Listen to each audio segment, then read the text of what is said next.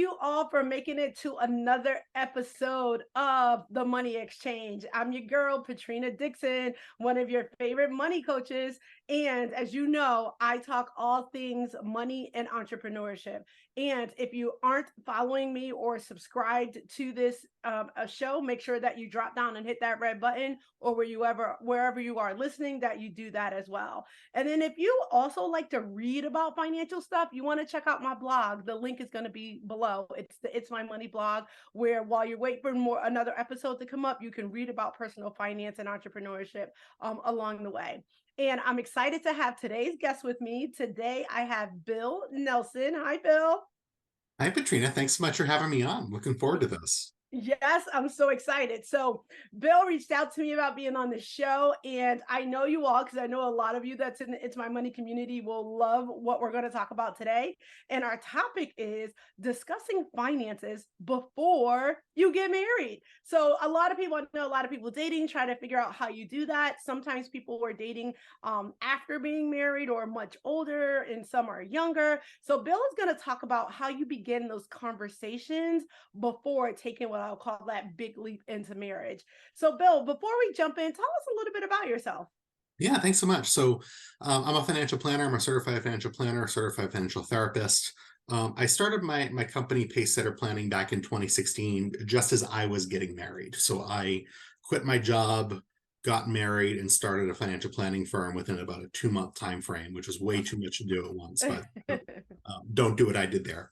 But I started off on that journey as the math nerd, right? The stereotypical math nerd who goes into finance and thinks he's going to solve all the problems in the world with spreadsheets and calculators and things. And about 9 months in, I'll never forget, I had a meeting with a guy, let's call him Doug, just for the sake of confidentiality. And he told me he was married via email before the call started, but he showed up, and it was the first time I'd ever met with a couple where just one person showed up. And I happened to ask in passing, hey, Doug, like, is there a reason your wife couldn't make it today? And he kind of brushed me off, and I asked about scheduling a follow-up time, and he said, and he paused and he said, Bill, like, to be honest, I have all this credit card debt, and she doesn't know about it, and I'm embarrassed to tell her about it.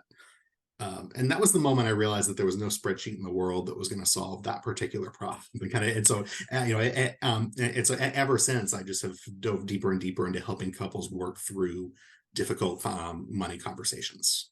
It's so funny that you say that. When I used to work one-on-one, so I don't work one-on-one with clients any longer. I do more business to business financial coaching in group environments. But however, when I did, I used to have clients like come in and sometimes even cry on my shoulder because they had either taken on so much or didn't want to share with the other. So, and you and I both know having healthy money having communication in general is important, and then even more so financial open communication or conversation. So when you started having conversations with couples, did you have to reflect on what you did relative to finances, or was just this like, let me tell them what they need to do, but did you do some of it as well, and that's where you pulled from some of your own experiences? It's a really interesting question, right? Because I quit my job and started a company right after I got married. And for a while, my income was zero, right? And the financial realities of that were difficult, right? In a new family, as we were learning to make financial decisions together and kind of how to merge things. And it added a wrinkle to that process. And so I think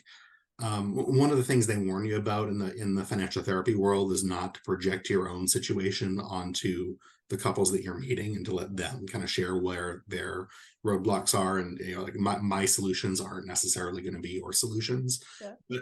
But I do think that kind of going through the cash flow crunch and the challenge with kind of figuring out how do we go from two independent adults who have made financial decisions on their own to learning how to make financial decisions together. I think that just having empathy for being in that experience, I think, helped me to learn how to coach couples through it. Yeah, and if you don't mind, and you can go as far as you want with this topic, when you decided to do that, you were already married, right? When I decided to start my company. Yeah, start your company. I quit my job with the intention of starting the company right before we got married. Like the wedding was planned, the honeymoon was booked, like we were doing it at that point. So well, but you hadn't, right? So I guess Correct. my question is, what was your fiance at the time on board with this decision you had made, especially with, because preparing for weddings can be very expensive. Was she on board with that happening during a time where you're probably making one of the big, the one of the largest financial decisions in your life? Yes, she was. And I will Okay. say, since I know you talk to a lot of folks about entrepreneurship, I will say, if you are seriously dating, engaged, or even married to somebody who is not supportive of your entrepreneurial journey, that's a problem, because because it means that one of the two things are not going to succeed Yeah. when things get difficult on that entrepreneurial journey. And so I think that had she not been on board with that, we would not be here talking today. Definitely. Yeah, got it, got it. And how long ago was that? That was in 2016, so we're Okay. going back a ways. Got it. So what would you, so now as folks are listening, in any of one of those stages that you mentioned, because sometimes, folks tune in when they're already in whatever, already married, let's just call it. So folks are dating and or already married. What are tips that you would give them? Like, what's the, one, two, three tips that you would say to begin financial conversations if they've never done it before thus far? Yeah, so I think it partially depends on kind of what stage you're at in terms of how deep you want to go into the weeds, right? I mean, I started dating my wife back in 2007. I haven't been on a first date since 2007. I'm not the person to give first date advice from, but I would imagine that you're not going to bring up your credit score or your income on a first date with somebody, right? That doesn't make any sense. But by the time you're seriously talking about getting engaged, and certainly by the time you're married, like, those are the conversations you want to have, right? So I put it kind of in the same realm as what we want our religious family to look like in the future. How do we want to have kids down the road, right? Things you might not necessarily bring up on date number one, but as the relationship gets more and more serious, and as you head toward marriage, you want to make sure that you're on the same page with those types of things. And so I think that just kind of identifying the entry point, if you will, for the conversation is the important piece number one. From there, I find that it almost always is easier to start these harder conversations looking forward rather than looking backwards. Hmm. So what do I mean by that, right? Where do we want to be in 10 years, right? What do we want our future to look like together? And usually what I find is that when I ask questions like that, most of the time that the two people in the couple have the same sort of vision for what we want our future to look like Hmm. as a family. It's only then when we dial it back to like the underlying, like the financial starting point and how we envision pulling some of the financial levers to get to that point, that some of the more difficult emotions can come up, or some of the roadblocks can come up in terms of what we're dealing with today financially. And so I find that kind of starting with where do we want to go Hmm. is a much easier conversation to have, and then it can put both of you in the right context to say, okay, great, now how do we get there, right? Which leads us back to where we are today. Great. And so now, and you probably experienced the same thing. So let's just say, and I love the, positive note of where do we want to go together? Because you're coming together potentially to build a life together. Where do we want to go? So, but where you've been may be different. Those two individuals may be different.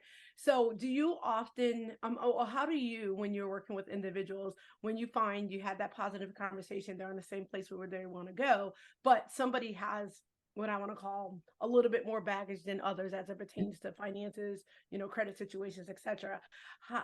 Do you find it where, because you started with the where you want to go, that they began to look at partnering on how both can get to whatever the level ground is that you need to go forward? Or is it that, okay, you fix that until and then we can do this final story, or the story you want to go forward with? Or is it, or how do you navigate through that when it's one that may be carrying a lot more than the other, but yet have the same goal based on where you start them off? Yeah, so a great question. So I care more about the trajectory that we're on than I care about where we actually are Got on today, right? I don't mind if you have a bunch of credit card debt or student loans, or whatever it is that we're working through, bad credit score, any of these things, if we are we have a plan in place for how we're going to handle it, and more importantly, that you're willing to work on it. I mean, I've certainly seen cases where like the spouse or the partner without the financial baggage, so to speak, can feel a little bit resentment toward the person who has it.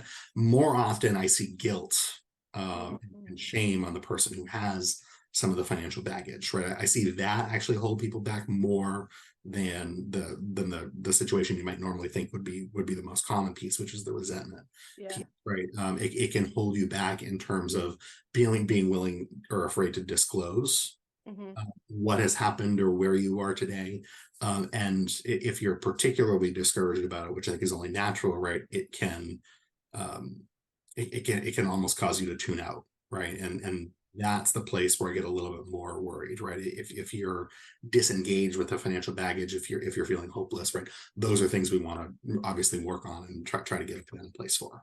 Yeah, because you in being in this doing this work as well, a lot of people find themselves in situations like that because they just didn't know how to do the situation differently, right? So they didn't know how credit and how what's a good credit score and how you achieve that or maintain that even and things like that. So I'm glad to hear that it's not more based on the couples that you work with, it's not the resentment side, it's more of the guilt side. And then when I work with individuals, when I work in groups, I share with individuals that whatever happened yesterday, it happened and you can't undo that. And in some situations, people got there because they did not know. The thing is moving forward to your point, when you know better, now it's, we would love for you to do better. So talk to me about where you hear. So you talk about resentment, you talk about guilt. Resentment on one side can be a topic, resentment on the other could be a topic, but talk to me about like the good things or the things that they do to move to the trajectory that you want them to go in. Like what's they once all that aside, now here we go, what are things that they do? Yeah.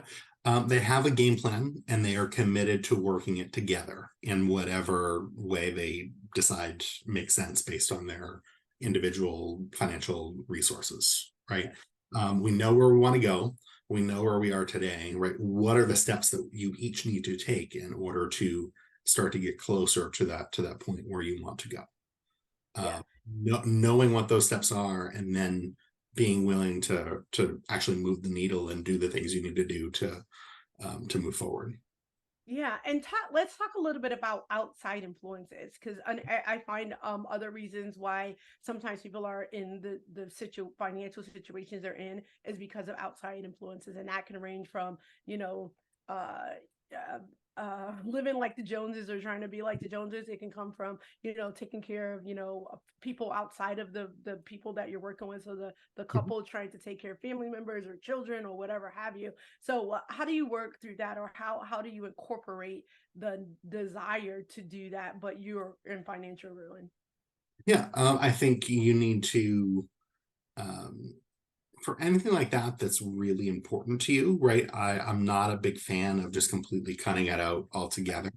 But I think rather, right, putting it in the context of your plan, in the context of the numbers of whatever situation that you're in, um, and making it something that you're doing, but in like with pretty clear boundaries in place, on whatever that might be, whether it's a personal entertainment budget, whether it's supporting family, etc.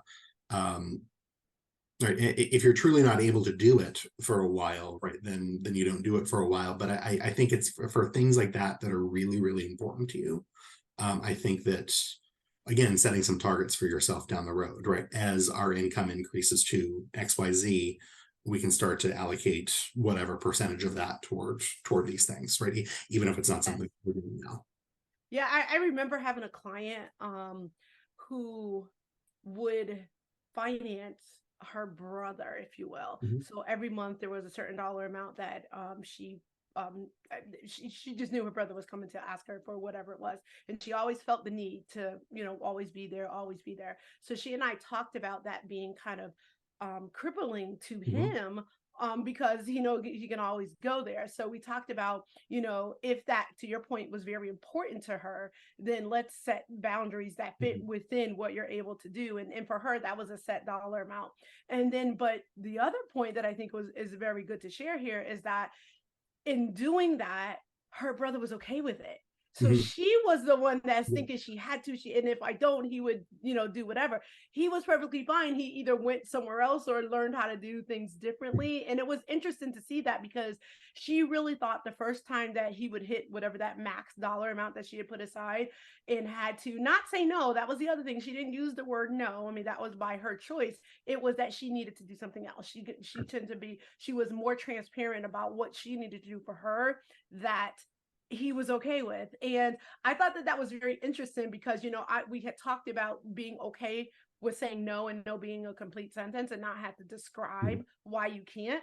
So what about, have you seen that, where like you Yeah. said, you want to keep that line item in there, that's important to you to be able to, but talking through how maybe helping that person understand how to do their money differently, or something like that. Yeah, supporting family members like that is actually, I think, one of the hardest questions to talk about, because Mhm. so much of it depends on context, right? There are plenty of cases where I think it's a really, really good thing to be doing. There are plenty of cases where, as you said, like, you might not actually want to be doing that, Yeah. depending on what's happening on the other side. So I think it's real. There's a lot of cultural, like, certain Yeah. cultures place a heavy emphasis on that. So yeah, I think it's a really hard situation to speak to generically. One thing I will say, though, is, like, particularly in the context of going from being single to operating financially with somebody else, is that you want to make sure that your partner gets to the point where they are on board with what you're doing there, right? Yes. Again, on a first date, like, I don't really care what they have to say about you supporting your brother or your mother or whoever it is, right? But by the time you're getting married, by the time you have joint family goals together, that this money is going to somewhere else rather than to support those, like, it's important that they are aware of what you're doing, Yes. and that they're comfortable with it, even if it's not something that would be their first choice. Yes. Now let's talk about combining. Like, I get this question a lot as well. Like, okay, we're getting married. Are we supposed to all put all of our money in the same account and paper? Do we have two separate? Any rules of thought on that for you? Yeah, I have a lot of thoughts on that. Right. So, um, earlier this year, Indiana University came out with a study that looked at a couple hundred couples, right, who were getting married, and they told half of the people in the study they had to combine everything. They told the other half of the people they couldn't combine anything. And they watched them for 2 years. And what they found at the end of that study is that the couples who were told to combine everything had better scores in just about every metric that they looked at, right? Both in terms of the financial progress that they made, and, like, what percentage of them stayed together, right? What percentage of them reported happy relationships. It was the first time a study had been conducted that actually showed that combining your accounts makes your marriage stronger. But the problem with that is that everybody who participated in the study was willing to be told what to do. Right? Mm. And in the real world, most people are not willing to be told that they need to combine all their accounts right out of the gate. I shouldn't say most, right? There are a lot of people who are not willing to just combine everything right out of the gate, right? That might be something to work towards down the road, but I actually think that if you are coming from a place where you're managing money separately, it's more important for you to learn how to make financial decisions together Mhm. than it is to literally combine everything, right? Most of the couples that I see these days start off with more of a hybrid type approach, where Yes. where we're combining some things, and keeping some, like, personal spending money separate, and that usually works pretty well. Sometimes down the road, they'll then just say, okay, great, let's combine everything. Sometimes they don't. I don't think there's much of a good case to keep everything separate Mhm. after you get married. I find that often, when couples are often inclined to just keep everything separate, it's usually a sign that they're using that to avoid tough financial conversations, or it's just inertia, right? Like, Yeah. we're set up this way, like, we don't want to take the time to change it. But I do think that, like, but the degree to which you were able to combine things that are easy to combine does help, right? You manage money a little bit more effectively together down the road. But I also think that I mean, I've seen plenty of cases where people have great marriages and great financial futures when they're not combining literally everything. Yeah, I wonder in that study, if you know any more about the couples, like were they from certain areas, certain ethnicities, were they, newly married, like, brand new, never been married before. I think some of that also plays into what Great you're talking question. about as well. Because I know I've seen it all types of ways, right? Where folks are, getting married out of high school, so that's a little bit different. They're building a life and money and everything together. Then you have folks that get married, maybe a second marriage, or in some cases a third marriage, Mhm. and they have stuff established and attached in, so it's to your point. I think it's, Yeah. I often say personal finance is just that. It's personal, and you have to do what works best for you, and in this situation couples. But that's an interesting study. I need to go check that out, because I would love to learn a little bit more about the couples that were on both sides. Yeah, That way. I'm interested in that as well. I don't know off the top of my head, but I am Yeah. going to look at that as well. I will say that um, if you are in a position where you have some concerns about combining things, right? Like, don't feel pressured into it just because that study said that it was a good idea, because that's where we get into trouble, I think.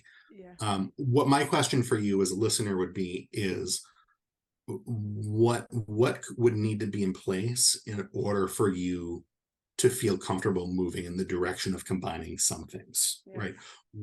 For some people, it's a prenup, right? Just having a prenup in place, like, okay, great, we have that in place. If things really were to fall apart, then we have like a legal something in place to Yeah. help us. Great, combine everything. I worked with one couple who the wife had seen like a husband run off on her friend and during their bank accounts, and she said, like, I'd be willing to combine stuff if I just had, I don't remember what the dollar amount is, like $15,000 or whatever it is, like in a separate set. Like, if I keep that separate in my personal savings account, I'm willing to combine everything else, and that worked out great. Like, what Okay. what is it that you need in order to feel comfortable moving forward, combining some things? Yeah, absolutely. So, the next question is, what if there's a decision made, everything's combined, everything is harmonious, and then you're in it, because it sounds like you work with both sides, Mhm. folks before getting married and then getting married. Now you're married, and yeah, no, that wasn't a great idea. Like, how do people then how do you work with people? What do you share with them when they want to reverse what they started out with? Yeah, great question. And just to clarify, I would not combine really anything until you are actually married, right? Okay. Just to be clear on that. If you're dating, engaged, I've seen some people who live together, like, have a joint checking account to pay the rent from, but don't, like, I wouldn't keep any money in those types of accounts. It's only after you're married where there's legal processes in place to handle the division of things if it were to come to that. Yeah, thanks for dropping that in. Yeah, sorry, that is an Yeah. important clarification. Yes. As far as untangling things, what you want to watch out for there, I have seen some couples who, if they decide they're going to combine everything, sometimes that immediately amps up the volume on money fights that they have, Mm. because it almost shines a spotlight, if you will, on some of the different money habits that are going on. And so that isn't necessarily a sign that the account structure is wrong. It's a sign that, right, we don't have a system in place to manage money as a family, right? The account structure is just the thing that's shining that spotlight on it. I think um, if you are having a lot of fights like that, right, like a more hybrid type approach might make the most sense. If you're coming to the table and saying, okay, each month we're going to put X amount of money aside in each of our individual accounts, right, for our individual spending money, everything else is going to go in the joint account. That works great, right? But I think that have the conversations, right? Don't use the separate accounts as a way to avoid the conversations, because again, this is in the context of, right, we have these joint goals that we're looking to accomplish together. Yes, absolutely. And then oh my gosh, I just had this question in my head and it just went away. My question, the question was, um I also, when I used to work with individuals, saw where the husband handled everything or the Mhm. wife handled everything. Now you're combined, or whatever the situation was. Normally, it's when it's combined. He handles everything, or she handles everything. What Mhm. your thoughts on that? Like, if is it when you have a situation like that, because I'm not going to say that's necessarily not a good idea, Mhm. but how do you suggest the other one be at least have awareness of what's going on if one person is hitting the submit button all the time and the Mhm. other is not? Like, how do you how It's do a, you talk about that? it's a great question, and it's a very normal scenario. What you just there's evidence out there that we tend to attract our financial opposites, and that Yes. we often think about that in terms of like who likes to save money, who likes to spend money, but the actual like who likes to do the financial stuff is a part of that as well. Yes. Where there is very often a much more hands-on member of the couple, and one member who is happy to kind of delegate some of those things. That situation can work if two things happen. Mhm. Thing number one is that your spouse knows what's going on, right? You can do a lot of the day-to-day financial tasks as long as your spouse is aware of what's happening. And right, you should never be in a situation where you're delegating financial decisions, right? If you're making a financial decision, both of you get a vote on that. If you're just paying the bills or placing trades or paying off bill, whatever the case is, like one person can do that, like the other person should have an idea of what's going on though.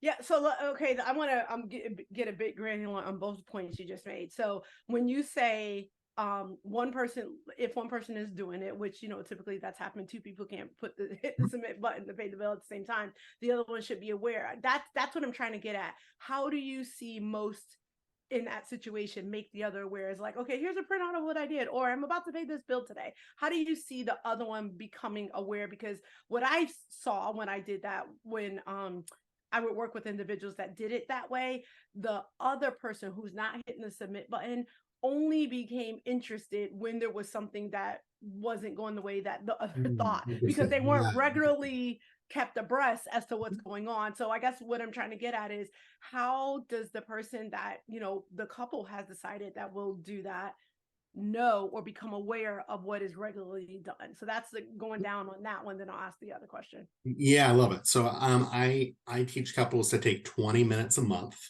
to sit down and go through their financial landscape, Mm-hmm. right?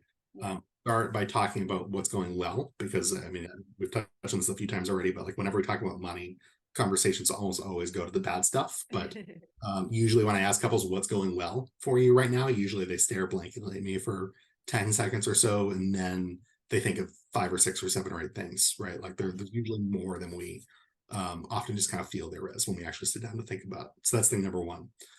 Two is just review, right? Review the state of your financial accounts today versus where they were the last time we did this a month ago. Yes. I don't care how much you spend at coffee shops. I don't care how much you spend at the grocery store. I care about the bottom line numbers, right? Yes. How much should you save and or pay off on debt? Yeah. Absolutely. Um, and then like, is that enough? Like, is that like, are you happy with that number in the context of what happened over the past 30 days? Like, should that have been more? Should that have been less? Like just kind of doing some fine tuning a little bit. Only if you're way short from where you want to be, then that's when I would go through the transaction level stuff to see if there's anything that we're missing there. But just like understanding what your target should be, where you were, and then making adjustments for the month ahead. Yeah, absolutely. Absolutely. I call it have your money meeting. Right. Yeah. So now, and then, so the question on the other topic was the money decision. So is there, what I also saw was, a certain dollar amount. Okay, if Mhm. the financial purchase, the decision is over a certain dollar amount, then there is a need for discussion. Did you Mhm. approach it that way, or is it anything financial? I mean, not coffee. I'm not talking about coffee. Like, is that how you would also suggest to folks on financial decisions and Mhm. how those are made?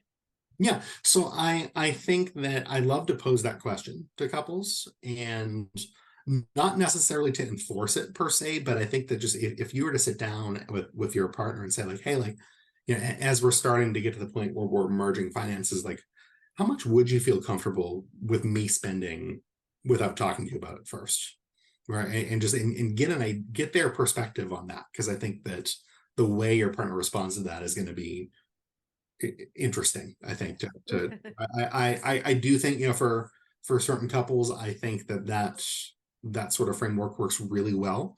Other times, right, there's just like a monthly, right, we have X amount of money per month that we can spend however we'd like, and let's just say it's $100 a month for the sake of this conversation, right? If I have $100 a month in my personal spending budget, right, I can spend that $100 this month, or I can save it up for 10 months and buy something for $1,000, or whatever it is. In that case, it's not the purchase price itself isn't so much a big deal, because we've already built it into how we're allocating money as a family. Yeah, absolutely. I love it. So this has been a great conversation. And this, like we said at the onset, it could be for folks that are in relationships, considering marriage. It could be it's also great for people that are married and need to hear some of this if things aren't going the way that they would like or ideal as it pertains to their finances. So if you were, so I'm going to ask you to answer this question for both sets separately. So for those that are not married yet and are contemplating that, what would one thing you would say to them as it pertains to finances, as they consider the future that they can do today? Understand the role of a rear view mirror. Right. When you're driving a car, looking backwards at what's happened in the past is important. It's something you should do periodically. If you only drive a car looking only through the rearview mirror rather than looking ahead, that's how bad things happen. I like that. I like that, Bill. Now, for those that are already married and have not really mastered that financial thing as a couple, what would you say to them? Well, and that applies as well. But for couples who are already married, I think that just getting started with these conversations is the important thing if you're not already, right? If you've been avoiding money conversations because it's going to be stressful, it's something that's going to be something that you fight about, just get the process started. And I do think that the looking forward question, right, where do we want to be in 10 years, and then how are we not setting ourselves up right now to be there, right? Like that sort of question to start with is something that you have, that you can kind of pull yourself forward towards, is important. I like it. I like it. So, Bill, this has been a fantastic conversation. Those that are listening are probably going to know, how can I hear or learn more about Bill, or maybe even work with Bill? Tell them. Yeah, absolutely. So you can find me on Instagram. It's at Pacesetter Planning. I put a book out on this topic. It's called Marriage Centered Money. Last year, you can get that at marriagecenteredmoney.com or on Amazon. And like I said, my website is pacesetterplanning.com as well. I love it. Thank you so much. I appreciate you being here. And those Absolutely. that Thanks for having me. Yeah, absolutely. And those of you that are listening, before I close it out, I want to make sure if you enjoyed this, make sure you let us know. Drop down and leave a comment and let us know. Give us a thumbs up wherever you're watching or listening to it. And if you haven't subscribed, make sure you hit that red subscribe button down below. And I will also have my link below. So if you're interested in somebody facilitating financial workshops for your group, your business, your organization, let us know. And It's My Money team can be out there to assist you. If you're a small business owner and you're interested in grants for your business, I put out a monthly newsletter called Grants for Small Business Owners. So make sure you drop down and get that link as well. I appreciate you for tuning in. Make it a great day.